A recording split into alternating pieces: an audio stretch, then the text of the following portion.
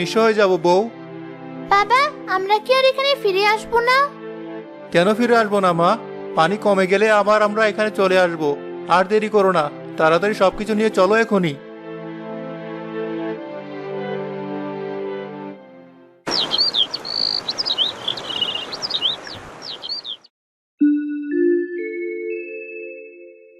এই তো গ্রামের এটাই একমাত্র উঁচু জায়গা, এখানেই থাকবো আমরা। ঠিক আছে, কিন্তু এই কয়দিন থাকার জন্য আমাদের একটা চালা করতে হবে। আকাশের যে অবস্থা দেখছি, যখন তখন বৃষ্টি হতে পারে। মা ঠিক কথাই বলেছে। কিন্তু কি দিয়ে চালা দেবো বলো তো? তেমন কিছুই তো নেই, ফসলগুলো সব পানিতে ভেসে গেছে, হাতে টাকাও নেই। এবার কি উপায় হবে আমাদের? চিন্তা করিস না, এই দেখ আমি সাথে করে অনেক প্লাস্টিকের কাগজ নিয়ে এসেছি। এখান থেকে তুইও নে, আর তাড়াতাড়ি কাজ শেষ কর। একটু পরে মনে হয় আবার বৃষ্টি শুরু হবে।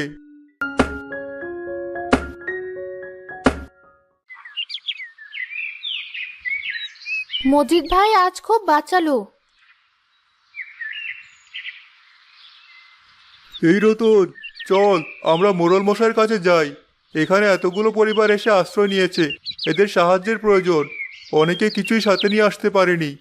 ঠিক বলেছিস, চল তাহলে যাই এখনই।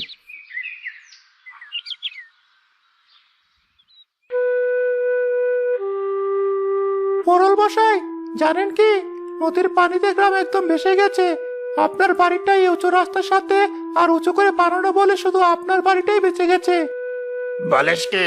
তাই নাকি? তা গ্রামের সবাই এখন আছে কোথায়? গ্রামে যে একটা উঁচু জায়গা আছে, সেখানেই সবাই আশ্রয় নিয়েছে। এই তোরা কে, এখানে কি চাস?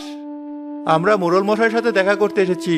মোড়ল মশাই, আপনি দয়া করে আমাদের সাহায্য করুন। আমি তোমাদের কি সাহায্য করবো বলো দেখি?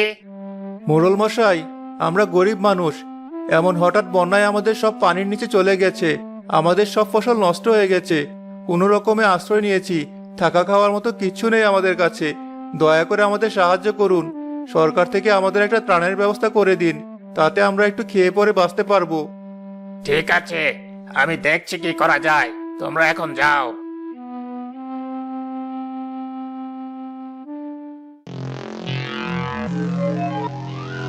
মোড়ল মশাই, আপনি এভাবে একা একা মুচকি হাসছেন কেন?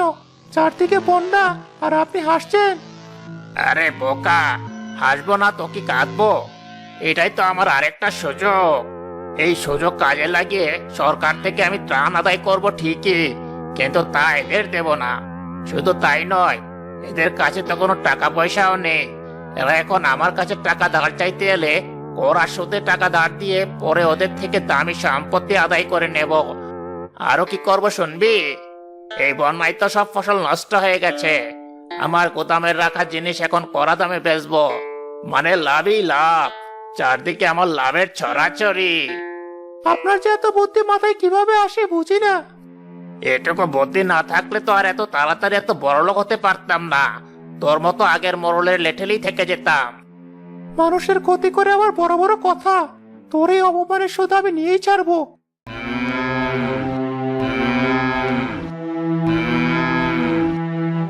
মা, বাবা, দেখো আমাদের গরুটা খুব ডাকাডাকি করছে। ওর মনে হয় ক্ষুধা লেগেছে। তুই ঠিকই বলেছিস, যা চাল ডাল সাথে নিয়ে এসেছিলাম সেগুলো তো আমাদের খাওয়া হয়ে গেছে। এবার ওকে কি খেতে দেব? একটু দূরে একটা বাঁশবাগান আছে, একটা ভেলা বানিয়ে ওখানে নিয়ে ওকে কিছু বাঁশপাতা এনে দেবো। এছাড়া তো উপায় দেখছি না। এটা একটা ভালো কথা। বাবা, আমিও তোমার সাথে যাব। তোমার কাজেও একটু সাহায্য হবে, আবার আমার ভেলাতেও চড়া হবে। ঠিক আছে, চল তাহলে।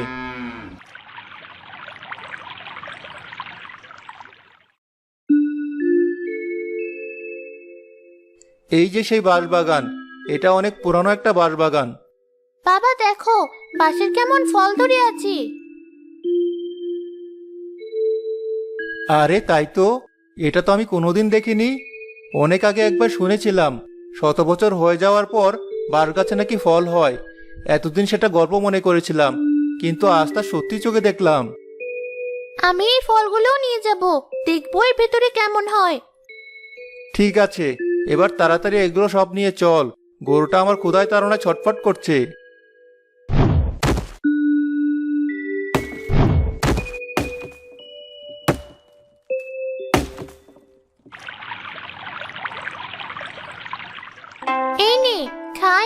কচি কচি পাতা। এবার আমি একটু এগুলো কেটে দেখি এর ভেতরে কি আছে। বাঁশ ফলে বাঁশ থাকবে মাকাল ফলের মতো, যা দেখিস তাই নিয়ে পাগল হয়ে যাস। তুমি যাই বলো, আমি দেখবো এর ভেতরটা কেমন। এ কি, এর ভেতর এমন চালের মতো কেন? কি বলছিস? বাঁশ ফলের ভেতরে আবার চাল হয় নাকি? বিশ্বাস না হলে এই দেখো, কেমন সুন্দর চিকন চিকন চালের মতো। আরে তাই তো দেখছি। এই চালগুলো দিয়ে ভাত রান্না করে দেখি কেমন হয়। এগুলো তো দেখতে একদম চালের মতো, দেখি ভাত হয় কিনা। রান্না করবি বলছিস? বেশ, তো করে দেখাই যাক। তোমরা বাপ মেয়ে মিলে কি করছো এসব? ও না হয় ছোট মানুষ, ছেলে মানুষই করবে, তাই বলে তুমিও ওর সাথে তাল মেলাবে? মেয়েটা তো আগ্রহ নিয়ে বলছে, দেখি না কি হয়। ঠিক আছে, তোমাদের যা ইচ্ছে হয় করো, আমি জিনিসগুলো সব একটু গুছিয়ে নিই।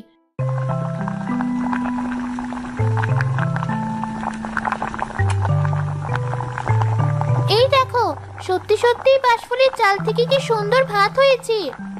আরে সত্যি তো, এটা তো আমি কল্পনাও করতে পারিনি। সব উপরওয়ালার ইচ্ছা। তিনি আমাদের পরীক্ষা করার জন্য যতই বিপদ দিক না কেন, একটা উপায়ও ঠিক দিয়ে দেন। আমাদের কাজ হলো উপরওয়ালার উপর আস্থা রেখে নিজেদের চেষ্টা চালিয়ে যাওয়া। না হলে তুমি যেভাবে না করছিলে, তুলি সেটা মেনে নিলে আমরা তো এটা জানতেই পারতাম না।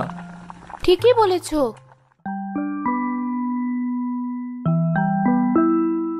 এই রতন, জানিস এই বিপদের সময় জিনিসের খুব দাম বেড়ে গেছে।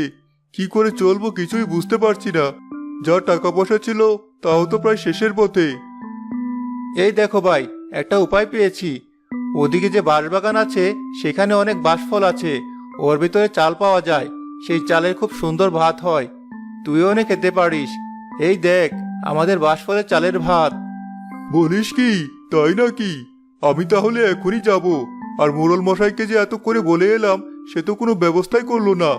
উল্টো তার গুদামের জিনিসের দাম বাড়িয়ে দিয়েছে। মানুষ এই বিপদের মধ্যে উপায় না পেয়ে তাই কিনছে। এত দাম দিয়ে কদিনই বা কিনতে পারবে? ঠিক আছে, দেখি আর কি ব্যবস্থা করা যায়। মনে হচ্ছে না ওই শয়তান মোড়ল আমাদের কোনো সাহায্য করবে। আমাদের নিজেদের ব্যবস্থা নিজেদেরই করতে হবে। ঠিক আছে, আমি তাহলে এখন আসি।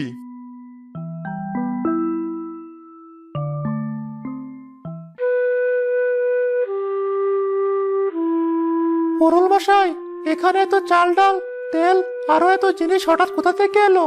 কালো তো সব কিছু ছিল না। আরে বোকা, বুঝলি না? সরকার থেকে গ্রামবাসীর জন্য ত্রাণ এসেছে। এখান থেকে অল্প কিছু নিয়ে চল দেখি ওদের আশ্রয় কেন্দ্রের দিকে।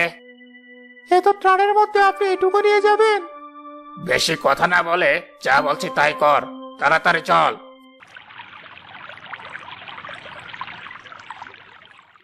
প্রিয় গ্রামবাসী, আপনাদের জন্য আমি সরকার থেকে ত্রাণ নিয়ে আসার অনেক চেষ্টা করেছি, কিন্তু আমি পারিনি।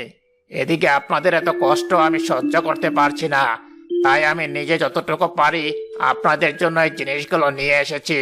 আপনারা জানেন আমার মন অনেক নরম, এমনকি কারো যদি টাকার দরকার হয় তাহলে আমার থেকে তাও ধার নিতে পারবেন, শুধু অল্প কিছু শোধ দিলেই হবে।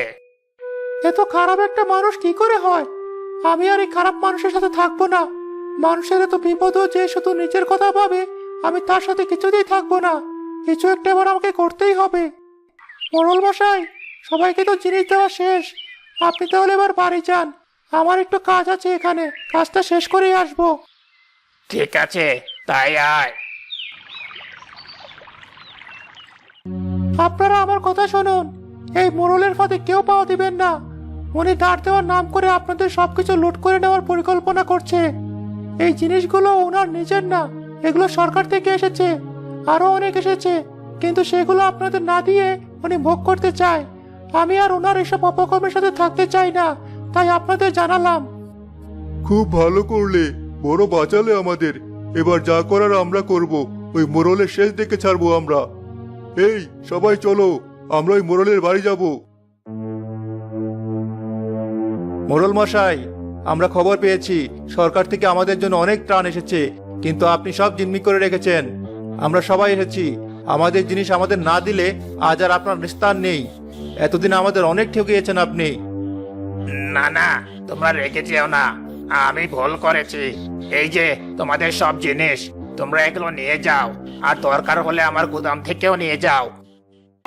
কিছুদিন পর পানি কমে গেলে সবাই তাদের নিজেদের বাড়ি ফিরে আসে। কিন্তু আমি ভাবছি নদীর পাড়ের এলাকায় থাকি আমরা, আমাদের শুধু এই চাষ করলে চলবে না, আমাদের অন্য কিছু করতে হবে। না হলে এমন হঠাৎ প্রাকৃতিক দুর্যোগ এলে তখন আমাদের আর উপায় থাকে না, প্রাণের উপর নির্ভর করতে হয়। ফসল নষ্ট হয়ে আমরা নিঃস্ব হয়ে যাই। আমরা তো বাঁশফল চাষ করতে পারি, তাহলে হঠাৎ এমন বন্যাতে ডুবে নষ্ট হয়ে যাবে না, চালের অভাব কমবে, আর বাঁশ দিয়ে জিনিস বানিয়ে